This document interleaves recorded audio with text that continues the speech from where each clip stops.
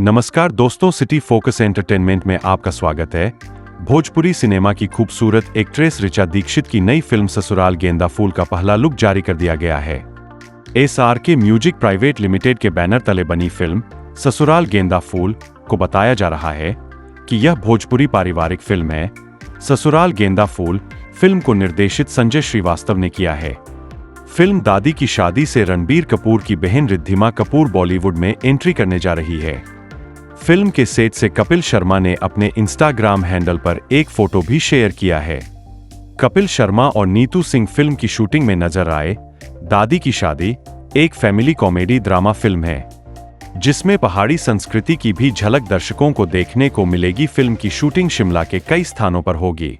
नागार्जुन, धनुष और रश्मिका मंदाना की फिल्म कुबेर का टीजर लॉन्च हुआ। फिल्म के टीजर ने चंद मिनटों के अंदर ही लोगों को इंप्रेस कर दिया। फिल्म के टीजर में पैसों का ढेर देखकर लोग हैरान भी हुए। इस एक्शन ड्रामा फिल्म का टीजर रिलीज होते ही सोशल मीडिया पर वायरल हो गया है। फिल्म के निर्देशक शेखर कमुला है।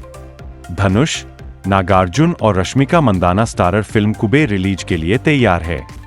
फिल्म को 20 जून तक रिलीज किया जा सकता है।